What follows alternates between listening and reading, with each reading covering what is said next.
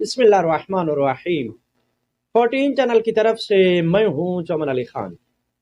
گھر میں فاختہ رکھنی چاہیے یا نہیں، گھر میں فاختہ پالنے کے حوالے سے مذہب اسلام کا نقطہ نظر کیا ہے، وہ میں آپ تمام حضرات تک پہنچانا چاہتا ہوں۔ لیکن اس سے پہلے آپ تمام حضرات سے اپیل ہے 14 چینل کو سبسکرائب کر کے، لائک کر کے اور شیئر کر کے ممنون فرمائیں۔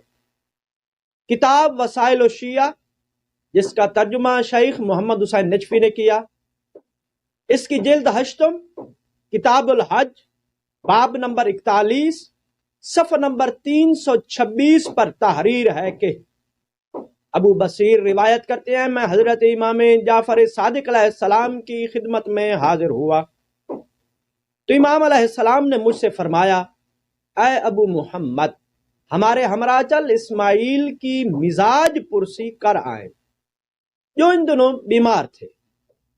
چنانچہ ہم اٹھے اور وہاں پہنچے، دیکھا کہ ان کے مکان میں ایک پنجرہ کے اندر ایک فاختہ موجود ہے جو چلا رہی ہے۔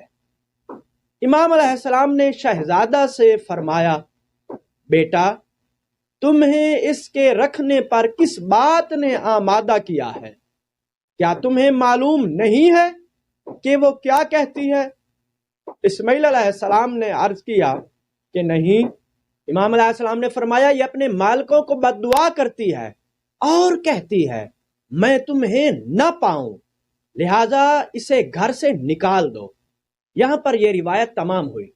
اسی باب نمبر 41 کی پہلی حدیث کا خلاصہ یہ ہے کہ حضرت امام محمد باقر علیہ السلام نے کسی گھر میں جب فاختہ کو دیکھا تو امام باقر علیہ السلام نے اس فاختہ کے ذبح کرنے کا حکم دیا تھا۔ اور اسی باب نمبر 41 کی جو تیسری حدیث ہے، اس کا خلاصہ یہ ہے کہ حضرت امام جعفر صادق علیہ السلام کے حکم سے باقاعدہ ایک گھر سے فاختہ کو نکال دیا گیا تھا۔ آخر میں اس بات کی جانب بھی آپ کو متوجہ کرتا چلوں کہ یہ جو باب نمبر 41 کی حدیث نمبر 2 میں نے آپ کے سامنے بیان کی ہے کہ جس میں امام جعفر صادق علیہ السلام ابو بصیر کو ہمراہ لے کر جناب اسماعیل کی عیادت کے لیے گئے تھے، تو یہ وہی جناب اسماعیل ہیں جو امام جعفر صادق علیہ السلام کے فرزند تھے، اور انہوں نے امام جعفر صادق علیہ السلام کی زندگی میں ہی وفات پائی تھی۔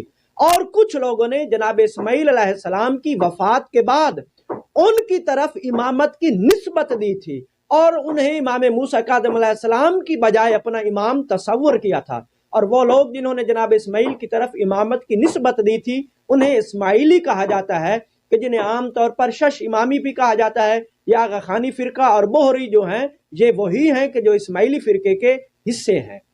امید کرتا ہوں اس مختصر سی گفتگو سے اور نایاب روایت سے آپ بخوبی سمجھ گئے ہوں گے کہ مکتب محمد و آل محمد میں، دین اسلام میں فاختہ کے گھر رکھنے کو اور فاختہ کے گھر پالنے کو ناپسندیدہ سمجھا گیا ہے۔ والسلام علیکم ورحمۃ اللہ وبرکاتہ۔